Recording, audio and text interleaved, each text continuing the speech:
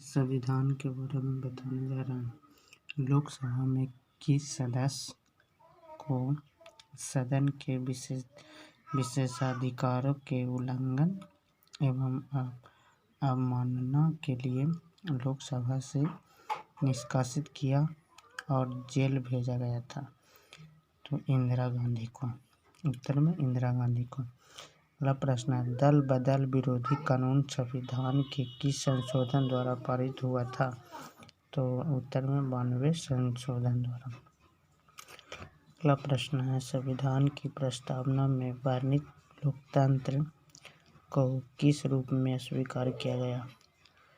तो उत्तर में सामाजिक, आर्थिक और राजनीतिक न्याय के रूपों में। अगला प्रश्न है, किसका कथन है कि भारतीय संविधान में राष्ट्रपति का वही स्थान है जो इंग्लैंड के संविधान में वहाँ के सम्राट का है?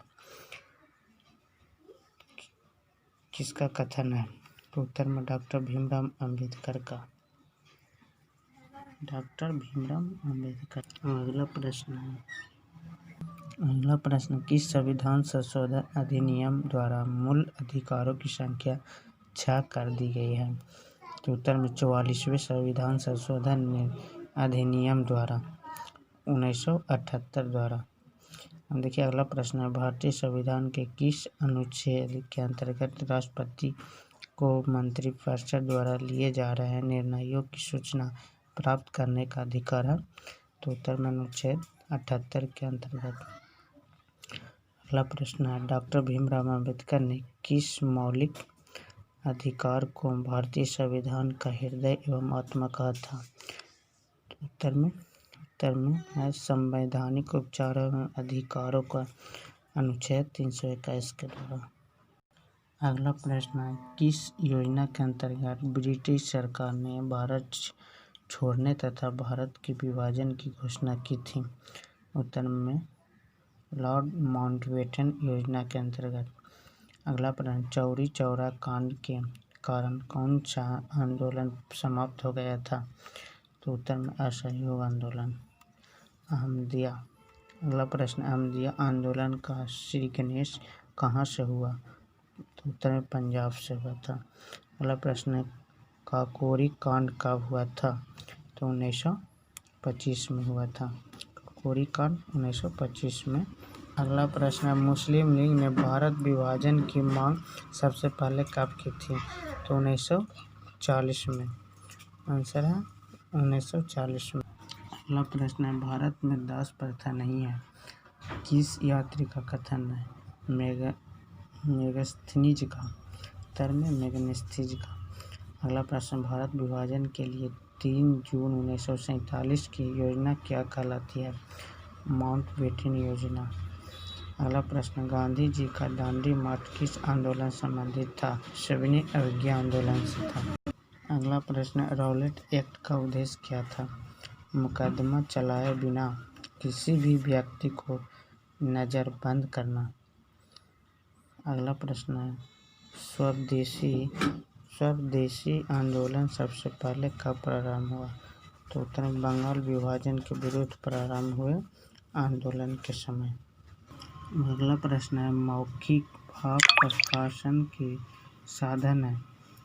पहला सत्संग, दूसरा संवाद पाठ, तीसरा नाटक पढ़े, तीनों है मौखिक भाव का प्रकाशन के साधन है। अगला प्रश्न है, वाचन कितने प्रकार के होते हैं? वाचन 3 प्रकार के होते हैं। उत्तर में 3। अगला प्रश्न, स्वर वाचन कितने प्रकार के होते हैं? तो 2 प्रकार के होते हैं। अगला प्रश्न है, व्याकरण एवं रचना किसके रूप है? भाषा का है। उत्तर में भाषा का। अगला प्रश्न, भाषा का शिक्षण कैसा होना चाहिए? अनौपचारिक होना चाहिए। उत्तर में अनौपचारिक। अगला प्रश्न है, निरीक्षण शक्ति के विकास के लिए किस शिक्षण सिद्धांत का प्रयोग किया जाता है? करके सीखने। उत्तर में करके सीखने का शिक्षण सिद्धांत का प्रयोग किया जाता है निरीक्षण शक्ति के विकास के लिए। उत्तर में करके सीखना, बच्चे को अपने स्वयं करके सीखने का। अगला प्रश्न है, भारत में मातृभाषाएं तथा क्षेत्रीय भाषाएं कितनी हैं? तो 7 हैं। उत्तर में अगला प्रश्न है, मौखिक एवं लिखित किसके रूप है? भाषा का है। मौखिक एवं लिखित किसके रूप है? तो उत्तर में भाषा का। अगला प्रश्न, मौखिक रचना या वार्तालाप का अभ्यास कराने के लिए किस साधनों का प्रयोग करना चाहिए? चित्रों का प्रयोग। दूसरा, कहानी रचना। तीसरा, वाद विवाद प्रतियोगिता। तीनों।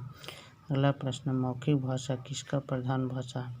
अनुकरण का। उत्तर में अनुकरण का। अगला प्रश्न है, मौखिक अभिव्यक्ति की आवश्यकता किन कारणों से है? उत्तर में पहला, आत्म प्रदर्शन हेतु। दूसरा है सामूहिक विकास हेतु। तीसरा, नए अनुभवों की प्राप्ति हेतु। ये तीनों। अगला प्रश्न है, व्यक्ति अपने मनोभावों का प्रकटीकरण भाषा के माध्यम से किन रूपों में कर सकता है? तो पहला, मौखिक भाषा द्वारा। दूसरा, लिखित भाषा द्वारा। दोनों। अगला प्रश्न है, नाक रगड़ना का क्या अर्थ है? तो इसका मुहावरा है दीनतापूर्वक प्रार्थना करना। उन्मूलन का विलोम क्या है? उन्मूलन का विलोम रोपण, पुनः उखाड़ कर रोपण, उसे रोपण कहते हैं। अगला प्रश्न, कपटी मित्र के लिए सही मुहावरा है आस्तीन का सांप। अब अगला, इंद्रियों को जीतने वाले के लिए एक शब्द है जितेंद्रिय। जितेंद्रिय। अगला प्रश्न, संविधान की प्रस्तावना में वर्णित शब्द पथ निरपेक्षण का क्या अर्थ है? तो राज्य का अपना कोई धर्म नहीं होता तथा राज्य सभी धर्मों को समान संरक्षण प्रदान करता है। संविधान की प्रस्तावना में वर्णित शब्द पथ निरपेक्ष का क्या अर्थ है? उत्तर में राज्य का अपना कोई धर्म नहीं होता तथा राज्य में सभी धर्मों को समान संरक्षण प्रदान करता है। अगला प्रश्न, किस संविधान संशोधन में संविधान की प्रस्तावना को संशोधन किया गया है? 42वें संविधान संशोधन में।